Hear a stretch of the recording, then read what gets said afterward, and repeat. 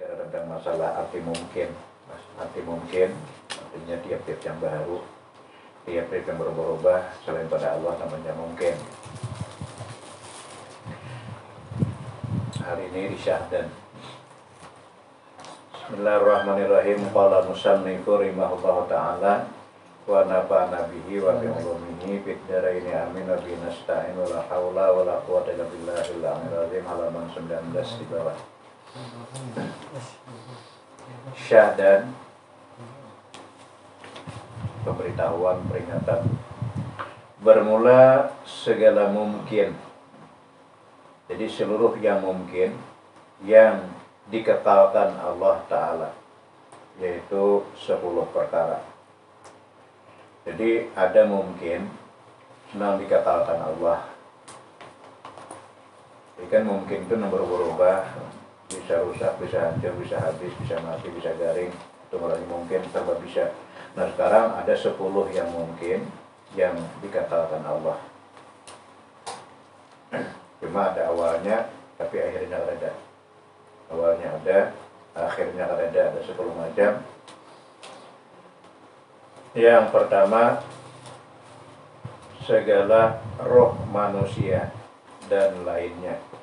Jadi seluruh roh-roh manusia itu pada bahagia, pada kematian, pada akhir. Karena roh itu berasal dari sifat hayat. Jadi sifat hayat Allah. Nah lalu roh diperlukan oleh makhluk hidup. Jadi roh itu ciptaan. Kemudian dimasukkan ke dalam jasad-jasad, akhirnya hiduplah seluruh makhluknya hidup. Nah, rohnya itu kekal pada hancuran, pada kematian. Jadi mati itu perpisahan. Jadi orang mati itu perpisahan antara jasad kasar lawan roh. Jasad kasar dengan roh itu perpisahannya, itu namanya kematian. Kalau sudah terpisah antara jasad kasar dan halus, roh itu tidak pernah ada mengalami kematian lagi. Jasad nang tubuh kita kembali kepada asal kejadian. Minha khalaqnakum wa fiha nu'idukum wa minha nukhrijukum taratan ukhra. Dari tanahlah kalian dijadikan dan kepada tanah kalian dikembalikan pada kali yang lain. Nah, jadi jasad kasar kita, tubuh kasar kita itu karena berasal dari unsur tanah, kembali kepada tanah. Adapun roh itu kembali kepada yang menyuruh datang asal, yaitu Allah. Kembali kepada Allah dan tidak akan hancur selama-lamanya. Jadi itulah satu di antara mungkin yang tidak pernah hancur, dikatalkan oleh Allah. Roh apa kalah? Termasuk roh selain lain pada manusia, roh malaikat, roh syaitan, roh jin, roh binatang, semuanya bakal. Dan yang kedua, ajabuz zambi. Ajabuz zambi itu sebagian dosa, maksudnya yang dosa itu kan kata kelihatan abstrak. Itu belum ada selesai pengampunan, selesai penyiksaan, selesai daripada berproses. Dosa itu ada dosa itu kakak. Dan yang ketiga, yang termasuk mungkin yang dikatalkan Allah adalah tubuh segala nabi dan rasul. Tubuh para nabi dan para rasul itu dikekalkan Allah. Tubuh biasa atau jasadnya para nabi dan jasadnya para rasul. Jadi dimanapun kalau ada rasul meninggal, rasul mati, bongkar jasadnya pada hancur. Jasadnya dikekalkan oleh Allah, bahkan dibawa diangkat. Ya.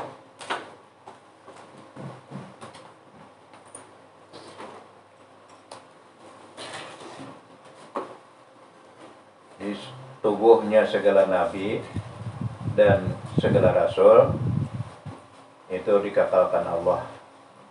Bila selain pada Nabi dan Rasul hancur semua, kecuali orang yang ma'rifat kepada Allah. Karena Rasul dan Nabi itu kan orang ma'rifat. Rasul dan Nabi itu orang-orang ma'rifat kepada Allah, dan wali Allah pun juga ma'rifat kepada Allah, jasadnya pada hancur.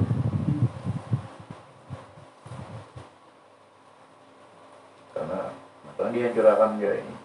Jadi jasadnya itu ya zat Allah juga, Allah juga kan.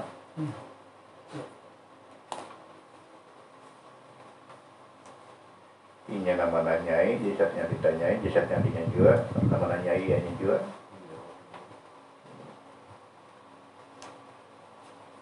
Anak minallah di jasadnya. Jadi jasadnya para nabi, jasadnya para rasul, dan bahkan jasadnya orang-orang ma'rifat kepada Allah itu kekal, tidak hancur. Pada nawaninya cacing, ular, kala, nah ada mangsa-mangsa di dalam tanah, pada nawaninya berparak kan jasadnya. Kemudian yang keempat, tubuh orang yang mati syahid. Tubuh orang yang mati syahid itu juga dikakalkan Allah. Nah, syahidnya syahid dunia akhirat. Ya, syahid itu ada 3 macam. Syahid dunia akhirat itu orang yang perang di jalan Allah melawan kafir dengan niat tujuan meninggikan kalimat Allah. Niat meninggikan kalimat Allah itu maknanya syahid dunia akhirat itu haram dimandikan. Haram dimandikan, kada boleh dimandikan. Buat lawan senjata-senjatanya, lawan darah-darahnya. Karena semuanya syahid, semuanya saksi. Syahid itu saksi katanya. Yang kedua syahid. Syahidnya syahid dunia, akhirat kada. Syahid dunia itu syahid orang perang melawan kafir cuma tujuan mencari rampasan perang, harta ghanimah, bukan karena Allah. Jadi ada di zaman para nabi dahulu lah, para nabi sebelum nabi kita itu waktu itu kan memimpin perang. Lalu di saat memimpin perang, berangkat perang itu nabi itu sebelum berangkat, ujar Nabi itu, siapa yang bakal kawin dan belum dikumpulinya jangan tempat perang. Kemudian siapa yang membangun rumah, belum selesai rumahnya, niatnya hendak diganai, jangan tempat perang. Siapa yang nukar kambing, sapi, yang belum beranak, sapi kambingnya, jangan tempat perang. Jadi artinya ini benar-benar niat karena Allah nih lah. Karena bila kita masih ada lagi nanti ingat, masih lagi tidak angan-angan itu kita timbul perangnya kada khusyuk. Karena tujuan mati, itu kan. Tujuan mati.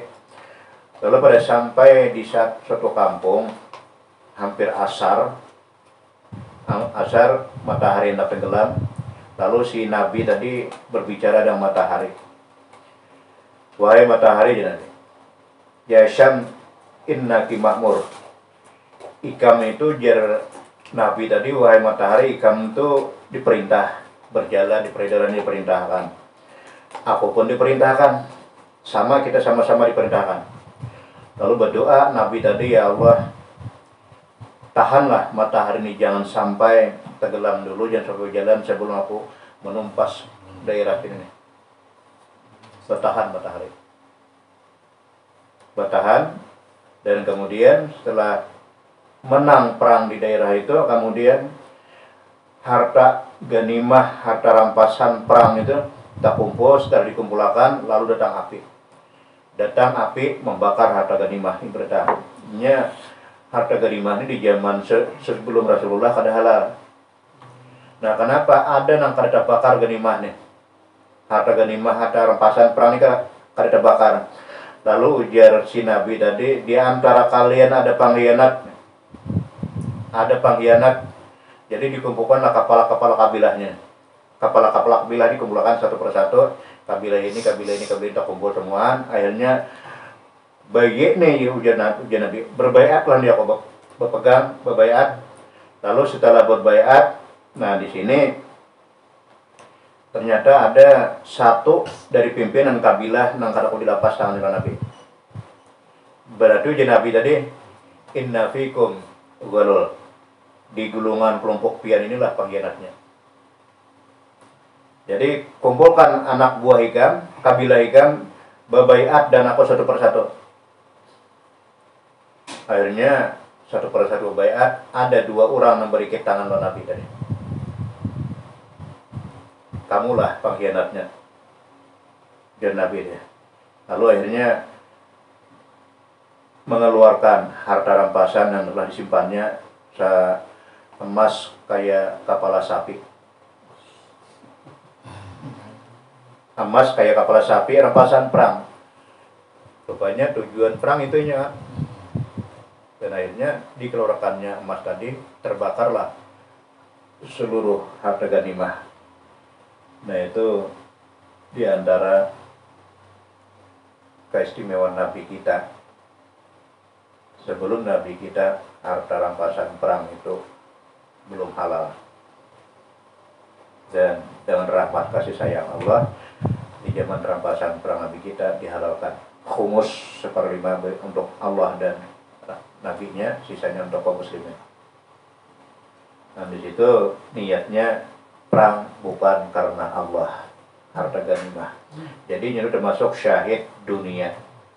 Syahid dunia ini pun kada dimandiakan lah, kada dimandiakan. Kenapa? Karena 6 tahun di hatinya cuma Allah. Yang tahu di hatinya cuma Allah, ikhlas kepadanya. Cuma urusannya kada ikhlas, kena berhubungan dengan Allah di akhirat. Yang ketiga, syahid akhirat. Syahid akhirat itu di dunia ada syahid, tapi di akhirat syahid. Termasuk para penuntut ilmu. Para penuntut ilmu dan juga para pejuang-pejuang fisabilillah yang meninggikan kalimat Allah lewat syiar, lewat apapun. Itu namanya bila mereka mati syahid. Termasuk orang yang mati gugur di atas bangunan, mati runtuhan bangunan, mati penyakit-penyakit menular, kemudian mati lemas, mati melahirkan, itu mereka mati syahid akhirat. Wajib dimandi. Jadi tubuhnya para orang-orang syahid kekal.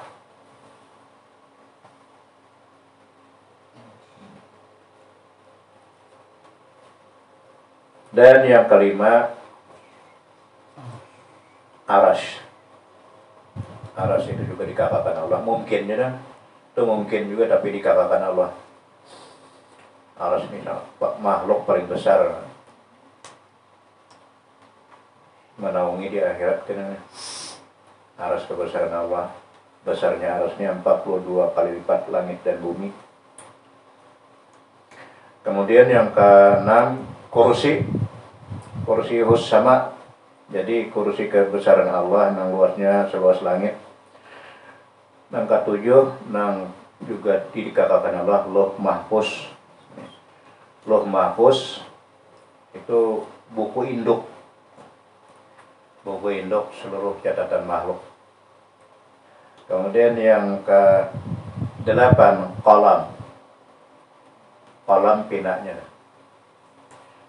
menulis di Lauh Mahfuz itu qalam. Itu kada hancur juga. Kemudian yang ke-9, surga, kekal juga surga lah. Yang ke-11, yang ke-10, neraka. Jadi 10 macam inilah mungkin yang dikatakan Allah.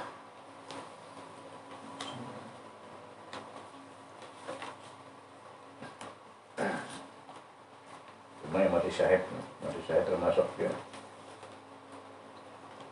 Man saddaqa niyatahu, barang siapa benar sungguh niatnya untuk bercita-cita mati syahid, Allah kabulkan, dia akan mati syahid. Berarti bebas siksa kubur lah, bebas siksa kubur. Dan di masyarakat ada lagi imigrasi, kada diperiksa seorang lagi syahid. Cuma syahid ini kan waktu itu kan hanya merasanya itu langsung ke surga, bebas siksa kubur, lalu membuur ke surga betul-betul.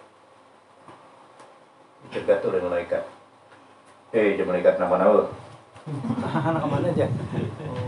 Terus syuhada tadi nak ke surga, tunggu dulu ya malaikat. Di mana ikam tahunya bahwa mati syahid itu pada bayi hisab langsung ke surga? Jadi ujar orang syahid tadi, ulama nak menyampaikan, ulama nak madahi, nah aja malaikat kan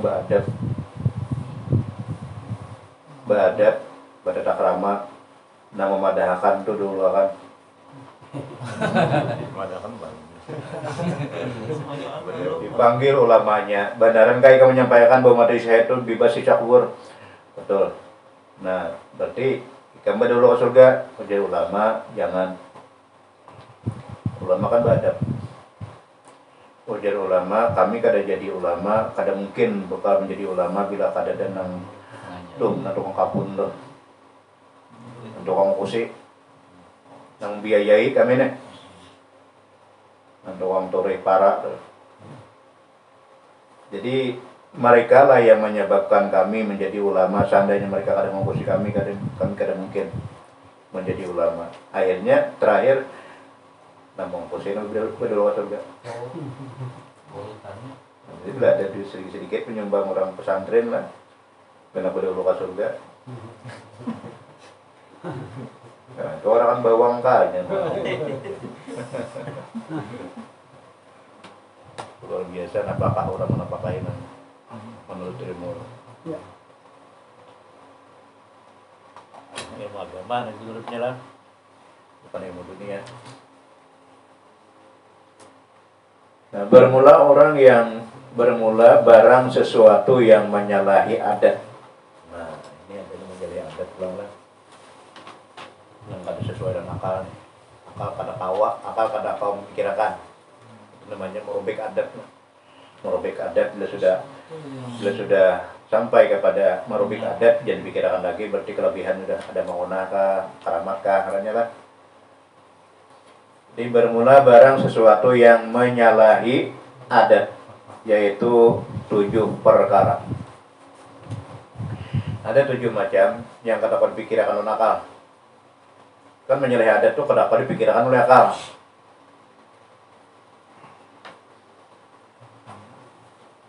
Pertama, irhas.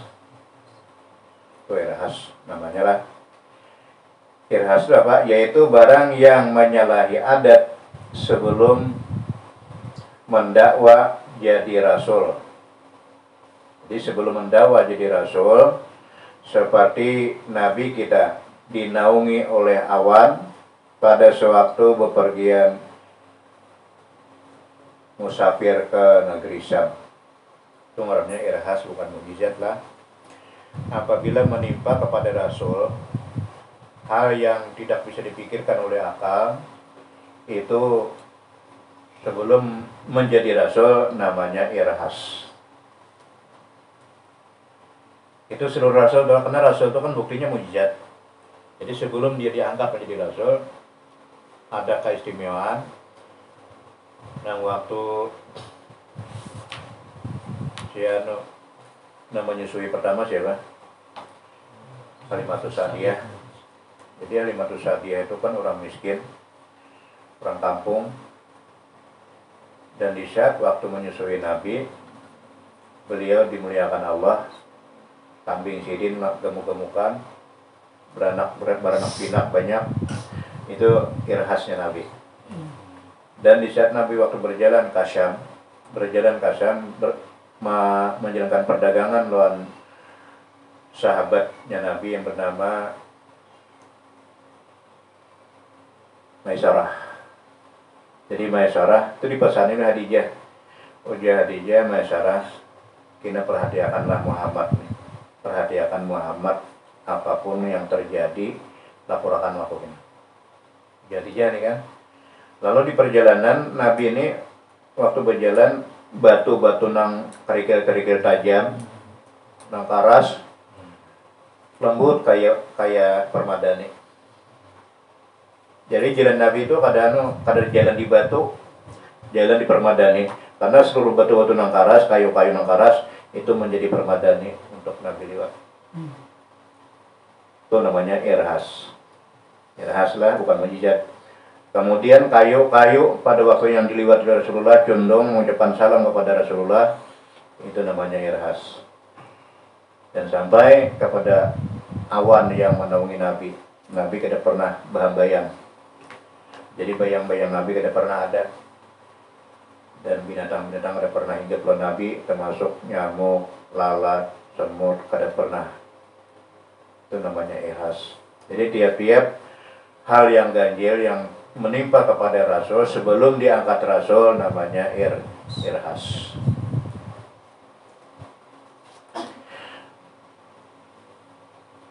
Kedua, mukjizat. Jadi kalau kita sudah tahu, ada perlu lagi dibahas lah. Karena setiap rasul itu dibuktikan dengan mukjizat. Bila ada mukjizat dan rasul. Mukjizat yaitu perkara yang menyalahi adat sesudah mendakwa jadi rasul, seperti tongkat Nabiullah Musa menjadi ular besar dan keluar unta di dalam batu besar, terjadi pada mukjizat Nabiullah Saleh. Ini masuk surga binatang juga. Dan turunnya maidah dari langit. Maidah itu makanan-makanan hidangan langsung dari langit. Maidah dari langit beserta bermacam-macam makanan-makanan di dalamnya dan dapat mengenyangkan. Ini maidah ini Nabi Musa dapat, Nabi Isa banyak. Karena sahabatnya minta terus, ya Rasulullah, anzil alaina maidatan minas sama. Ya Rasulullah, berdoa aja, tolong turunkan makanan hidangan dari langit. Cuma nyaman kok Bani Israel. Dia paling banyak nikmat yang diberikan Allah ke Bani Israel. Cuma tinggal sejarahnya aja. Jadi mujizat Rasul terdahulu itu kada kau dinikmati lagi sampai sekarang, kada kau dinikmati dan kada kau disaksikan. Mujizatnya itu khusus untuk daerahnya aja, untuk wilayahnya. Nah, biarpun besarnya kayak Nabi Musa membelah lautan, menyeberang lautan merah, belah, cuma 3 kisah aja. Yahudi sekarang kada kau buktikan. Termasuk Nabi Isa menyembuhkan orang sakit, menghidupkan orang mati, itu juga 3 kisah. Jadi seluruh mukjizat para rasul terdahulu hanya 3 kenangan. Kada kawa dirasakan oleh umat belakang. Nah, kalau Nabi kita sampai sekarang mukjizatnya masih dirasakan oleh seluruh makhluk. Quran itu mukjizat terbesar tuh. Jadi mukjizat itu sesuatu yang menyalahi adat yang terjadi kepada para rasul di saat waktu dia sudah menjadi rasul. Nah, perlu juga kita ketahui lah seluruh mukjizat para nabi. Seluruh mukjizat para nabi, keistimewaan para nabi itu karena ada nur Rasulullah di sulbi mereka masing-masing. Itu bangsa nah mulianya Rasul Ibrahim karena ada nur Nabi di sulbi Ibrahim. Mulianya Musa karena ada nur Nabi. Itu titian Rasul, titian nur. Dan mukjizat Nabi kita jumlahnya 124.000 mukjizat. Banyaknya 124.000 mukjizat. Dan seluruh mukjizat Rasul yang dilelen ada di diri Nabi. Nabi Ibrahim dibakar dalam api Raja Namrud. Kedinginan. Nah, kedinginan Nabi Ibrahim menyelamatkan. Nabi kita bukan api lagi, neraka dimasukin di situ. neraka dimasukin Nabi.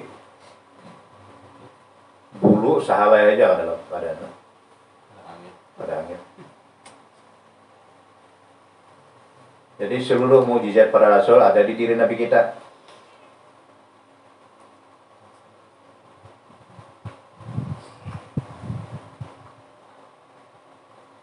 Nabi Musa membelah laut, Nabi naik ke angkasa.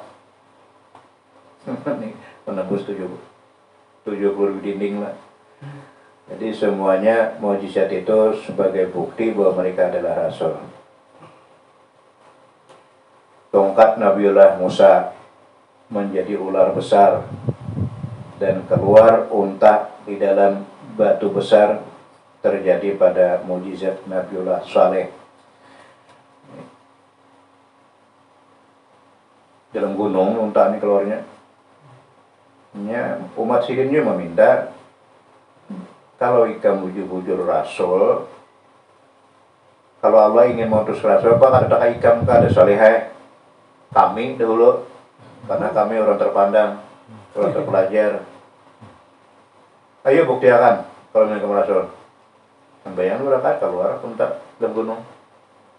Unta itu pada boleh digarap, pada boleh diganggu, dan minumnya satu sumur dan masyarakat, sehari unta, sehari masyarakat, sehari unta, sehari masyarakat. Itu untanya Nabiullah Saleh. Akhirnya cuma karena nengaran usil masyarakat usil lah diganggunya unta atau dilimparinya sampai terjadi pembunuhan unta. Terjadilah banjir besar, topan besar, angin sarsar. Jadi badai yang menimpa Nabiullah Saleh itu, gunung tuh jadi abur, terbang naik rata berdan gara-gara mengganggu unta Nabi Saleh. Ini angin sarsar.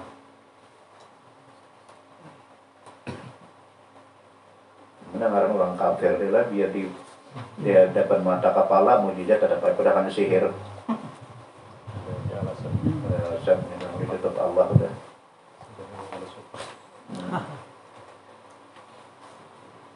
Dikit adalah dua adalah pertama irhas, kedua mukjizat. Bila ada mukjizat lain rasul. Nabi Isa apa yang terbesar mukjizat sidik. Menghidupkan orang mati, menyembuhkan penyakit, lumpuh bisa berjalan, picak bisa melihat, tuli bisa mendengar, biiznillah, dengan izin Allah. Jadi makanya pernah berbangga diri pandita Nasrani berbangga diri lawan Syekh Abdul Qadir Jailani. Ujar pandita Syekh Abdul Qadir Jailani, Nabi Muhammad itu harap Nabi Isa. Ujar Syekh Abdul Qadir, harap di mana Nabi Isa? Bahasa kita aja doang. Nabi Isa sanggup menyembuhkan orang, menghidupkan orang mati. Nabi Muhammad belum pernah sejarah menghidupkan orang mati, jadi harap Nabi Isa. Ujar pandita tadi. Nah, ujar Syekh Abdul Qadir Jailani, kita sama pada umatnya aja lah. Itu umat Isa, umat Muhammad. Tunjuk kuburannya mana? Tunjuk kuburannya mana, kata Syekh Abdul Qadir Jailani. Nah, karena pandita ini kada ada ilmunya sampai ke sana. Ikam kabar dulu Abdul Qadir, aku kah? Jadi silakan ikam aja Abdul Qadir. Tunjuk Abdul Qadir kuburannya, nang kada benisan lagi, nang kada narata udah. Nah, hibak kayu-kayuan, tunjuk. Akhirnya sembahyang berakat, Syekh Abdul Qadir Jailani kemudian minta dibangkitkan orang dalam kubur. Bangkitlah nanti dalam kubur, bangkit, berkuat, duduk. Ditanyai oleh Syekh Abdul Qadir. Syekh Abdul Qadir banyak-banyak minta ampun lah, sampian ini manusia di zaman pagila umat apa? Jadi dijawab umat Nabiullah Nuh alaihissalam. Karena aku ditakar lagi kurang tahun itu. Imbah menjawab pertanyaan Abdul Qadir, Rabah bobot pingsan pandita tadi. Pingsan siup. Mbak siup diobati oleh Syekh Abdul Qadir, akhirnya duduk. Jadi pandita soal kayak ini umatnya, rasulnya pula. Rasulnya umatnya. Kalau Islam bedakan Syekh Abdul Qadir Jailani. Itu mukjizat Nabi Isa. dengan izin Allah di waktu itu Nabi Ilyas menghidupkan orang mati yang sudah jadi tulang belulang harap Nabi Ilyas. Kok Nabi Isa masih panas lagi dagingnya 3 hari aja jalan. Menyembuhkan penyakit-penyakit itu mukjizat yang terjadi kepada Nabiullah Isa alaihissalam. Dan lagi seperti melihat bulan turun ke hadapan Nabi Muhammad SAW beserta mengucap syahadat atas membenarkan Nabi Muhammad Rasulullah dan keluar air pada sela-sela jari, anak jari Nabi kita di dalam waktu yang sangat panas pada hari Hudaybiyah sehingga dapat digunakan oleh 1.500 orang untuk keperluan berwudu dan minum, dan banyaklah lagi mukjizat Nabi kita yang tidak kita sebutkan. Ini ada mukjizat Nabi adalah 6 bulan belah itu sampai ke India tuh namanya. Buan pembesar India pernah mencatat sejarahnya itu. Nah, dibenarkan oleh penguasa-penguasa India dan Jepang bahwa di Makkah pernah terjadi belah bulan. Dicatat oleh sejarawan. Itu terjadi waktu Nabi kan. Ini kalau orang ngajar buku Nabi Jahal aja nih. Kalau ikan bujur-bujur Rasul mematanya, ya turunan bulan lah. Bulan itu masuk ke baju, salah baju Nabi belah 2. Keluar sebelah sini, naik ke atas. Wah, dasar harap juga Muhammad sihir aja, Pak. Tatap ngarep bangking hati kalau dia nolak. Karena banyu yang paling abdal diturunkan di dunia itu, baru yang banyu yang keluar di sela-sela jari. Di sela-sela jari Rasulullah. Itu yang paling abdal banyu tuh. Jam-jam kalah. Cuma ada lagi. Nah, wah ini yang paling abdal jam-jam. Ini sahabat udah kan musim kemarau perang, kemudian ada nang junub, ada nang batal wudu, banyu kan ada. Ya Rasulullah, kami nak minum, kami nak mandi, kami nak wudu. Jadi Nabi ambil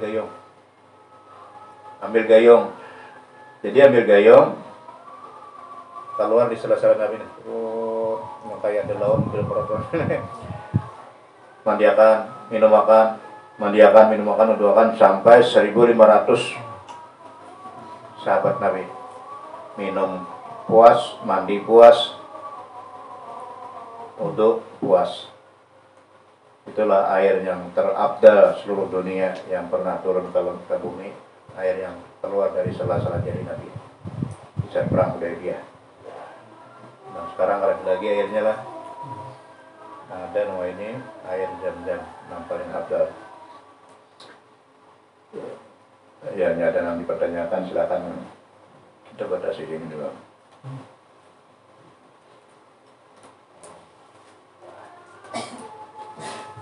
Ada guru. Sebenarnya konsep wali itu apa sebenarnya? Konsep wali orang wali itu. Nah. Wali itu adalah kekasih Allah, wakil Allah, kepercayaan Allah. Jadi orang jadi wakil ini biasanya para klan pimpinan, karena pimpinan ini hendak menyerahkan rahasia pimpinan kepada wakil. Jadi wakil itu dibukakan oleh Allah rahasia-rahasia Allah. Manusia mulia, si wali ini lah. Ya. Manusia pilihan yang dipilih oleh Allah. Nah, karena memang perjuangan dan pengabdiannya. Di dalam surah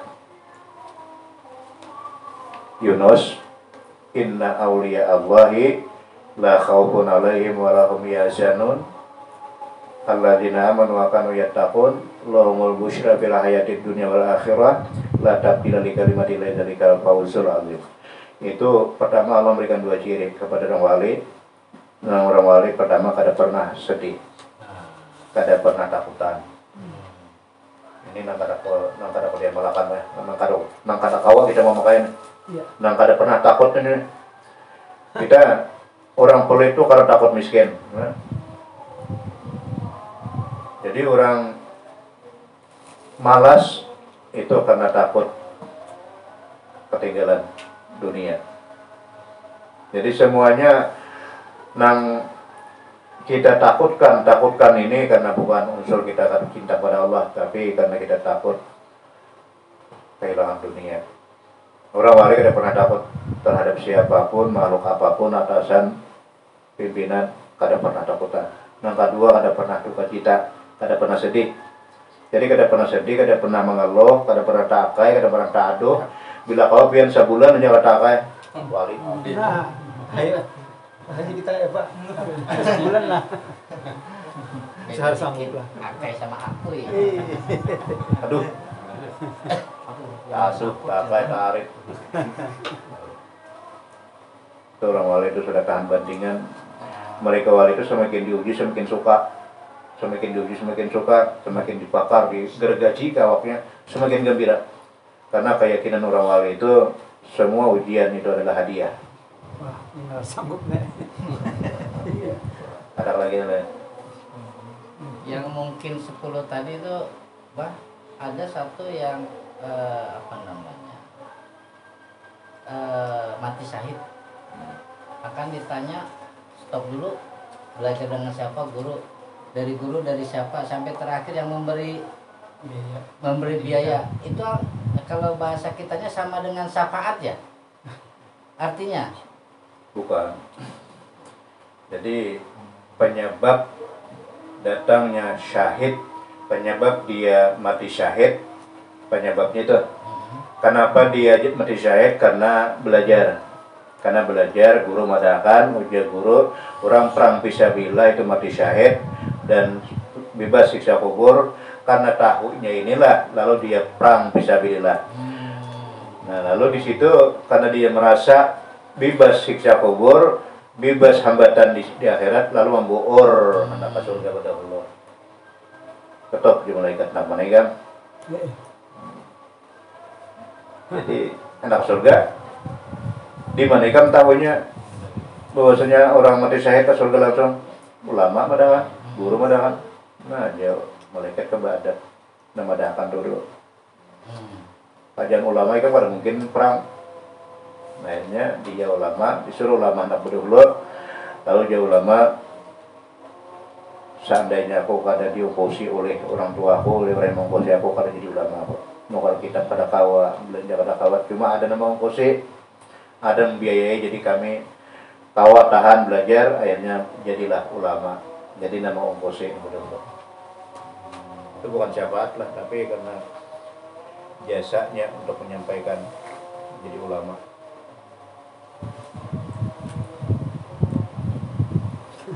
Jadi biar kada jadi ulama bapak Jadi kiasannya ke situ. konsumsi. Ya. Itu yang mungkin 10 kalau direalisasi yang sekarang di tahun 2002 itu masuk kepada kategori yang membiayai tadi ya. Oh iya. Ah, itu maksudnya. Mak belajar susah, babal otak kawan membiayai barang. Nah, anak siapa katanya belajar orang mengaji ilmu agama. Dan sangat pingin berangkat memberi sehari 1000 dulu 5000 baginya. Ya sarip siap dibiayain. Masuk kan sekolah pesantren kan. Sarip ya lah.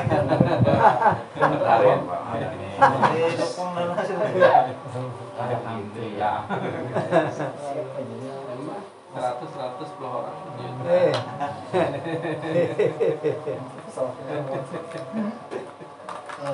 Ya kita coba dulu lah Aisyah. Mudah-mudahan apa yang kita sampaikan menjadi ilmu yang bermanfaat. Dan semoga akan menjadi paling barat penebus dosa-dosa kita, dosa orang tua kita dan guru-guru kita. Assalamualaikum warahmatullahi wabarakatuh. Al-Fatihah. Bismillahirrahmanirrahim. Iyyaka na'budu wa iyyaka nasta'in. Ihdinas siratal mustaqim. Shiratal ladzina an'amta 'alaihim ghairil maghdubi 'alaihim waladdallin. ya Allah ya Rabbal alamin. Bismillahirrahmanirrahim. Alhamdulillahirabbil alamin wassalatu wassalamu ala asyrafil mursalin sayyidina wa maulana Muhammad wa ala alihi wa sahbihi ajma'in. Allahumma inna nas'aluka ilman nafi'an wa qalban khashi'an wa amalan mutaqabbilan wa rizqan halalan thayyiban wa ilman wasi'an kasiran bi lutfika wa karamika ya arhamar rahimin. Rabbana atina fid dunya hasanah wa fil akhirati hasanah wa qina adzabannar. Wa sallallahu ala sayyidina wa maulana Muhammad wa ala alihi wa sahbihi.